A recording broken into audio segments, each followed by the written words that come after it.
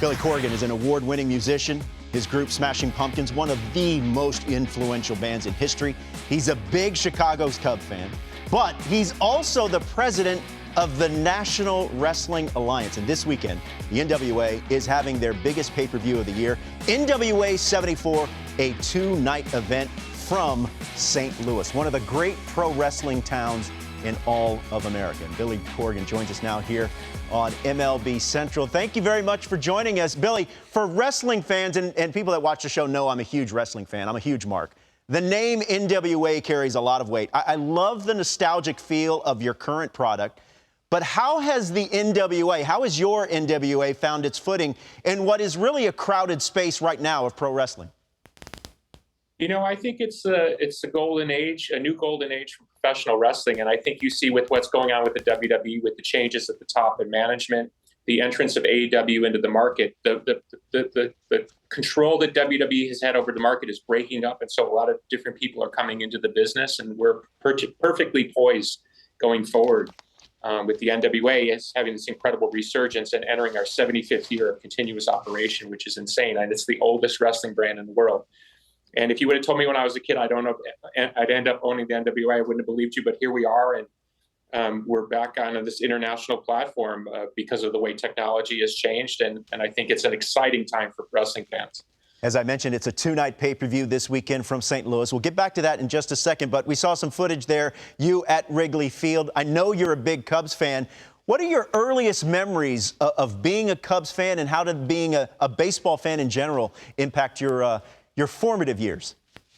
Sure. Well, when the Cubbies were horrible in the 70s and they couldn't draw but about 3,000 people a game, they had a thing, I think it was on Wednesdays, called Ladies Day or something. My grandmother would take you for $3. Kids got in for free.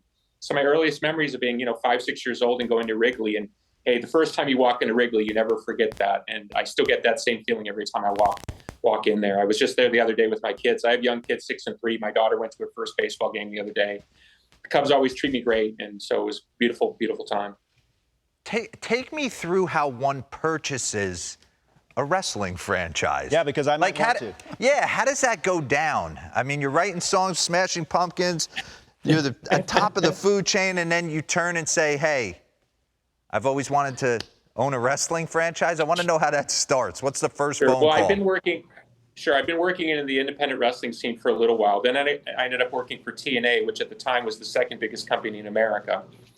And then that all got crazy, and there were lawsuits, and I left, and I thought, I'm done with professional wrestling forever. And then somebody called me and said, hey, the NWA is for sale. And I said, how is that even possible? Well, one guy who was a lawyer in Texas ended up owning the company through weird stuff like lawfare, and it's a crazy, crazy story that can only happen in wrestling. And then I purchased the company, and then at some point you put a warrant out for my arrest, which is a true story. Again, only in wrestling, right? But here I am. I'm entering about my fifth year of owning the company, and I'm telling you, it's an exciting, exciting time. Yeah. And yes, how does a rock star end up owning a wrestling company? That's a book in itself. I think what it was is, I tell people all the time, my passions when I was a kid were wrestling, baseball, and music. And so I've been able to kind of get into all three. And even at one point, I talked about the Cubs about possibly owning a piece of the team. So I'm not quite there yet. Yeah.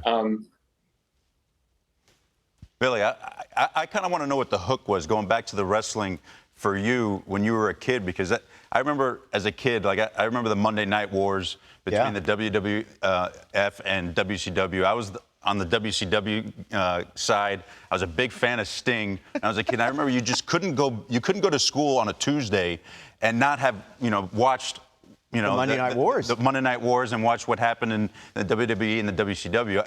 I just want to go back to see, what was the hook for you when you were a kid that got you interested in wrestling?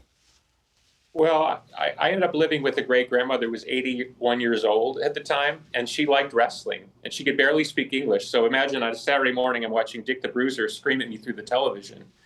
And it's those formative memories, as we all know, with baseball, with wrestling, where that's sort of what identifies in your mind what professional wrestling is. And so I didn't realize I was watching one of the all-time greats, a true physical specimen, and a true force of personality, particularly in Chicago. So for me, that is the NWA. It's Dick the Bruiser's NWA. It's Vern Gagne's NWA. Obviously, he was AWA, but they were all part of that same world. So the toughness, the grittiness, the kind of in-your-face aspect of wrestling is what really appeals to me. All right, Billy, how do we feel about this rebuild with the Cubbies? It's Get brutal. down to brass tacks. I'm going to talk wrestling here for a second. It's brutal, brother. It is brutal.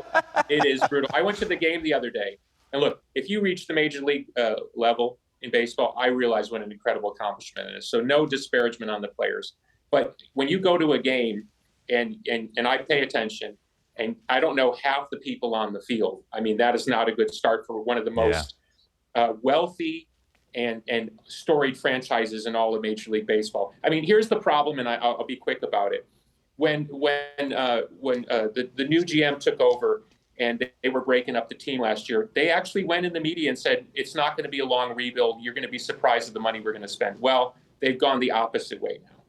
So they set themselves up for sort of a weird thing where they created an anticipation in fans' mind that this wasn't going to be a 7-year rebuild. And now it looks like we're on a 7-year rebuild. And that's brutal if you're a Cubs fan. Because, look, I'm 55 years old. I grew up in all those years of losing. And if you remember, like, we'd have the one good year, and then we'd have the five bad years, and then we'd have the one good year. So we all have PTSD in Chicago. So we're all having PTSD.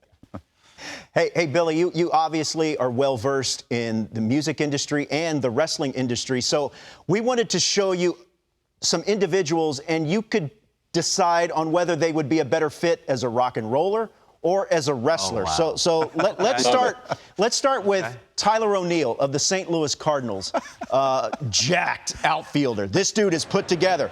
Rock and roller, maybe in the vein of Danzig back in the day, or wrestler. What do you think, Billy?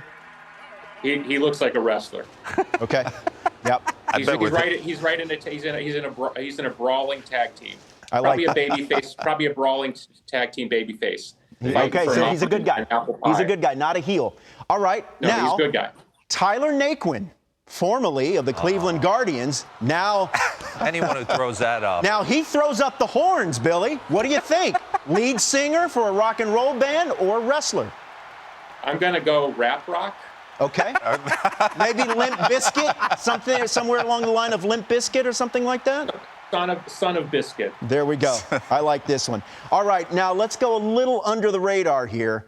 One more. Our own insider, J.P. Morosi. All right, we've got some footage. He's coming out of the cornfield. Billy, is he wrestler or is he a rock and roller? Well, he's neither. What do you Is think? he the Secretary of State of Paraguay? Or There we go. Yeah, what is that happening would there? certainly work, Secretary of State. Hey, once again, Billy, it's a 2-night pay-per-view starting on Saturday from St. Louis. It is NWA 74. How can people find it? Very easy. Go to FITE.tv. It's an over-the-top digital platform. You just order like UFC. It's the same type of thing. A lot of wrestling fans go there to order content. Very, very easy to order. And there's a special deal if you order both nights. We can definitely promise history. That's what we do here at the NWA. Well, I can't wait to watch. I'm a huge, I grew up in the South, and the NWA is what I watch. Ric Flair, Dusty Rhodes. The 10 pounds of gold will be on the line. I can't tell you, Billy, first, I know you're about to get off. I can't tell you how many nights coming home from college, hanging out with the boys, and coming back to the apartment. Listening to Smashing Pumpkins. I mean, We got it right Look here. at that, 10 pounds of gold. It's on the line. Hey, Billy, this was a treat for us, man. Thank you very much for joining us, and Thank good you, luck on the gentlemen. pay-per-view Thank you. this weekend. Thank you.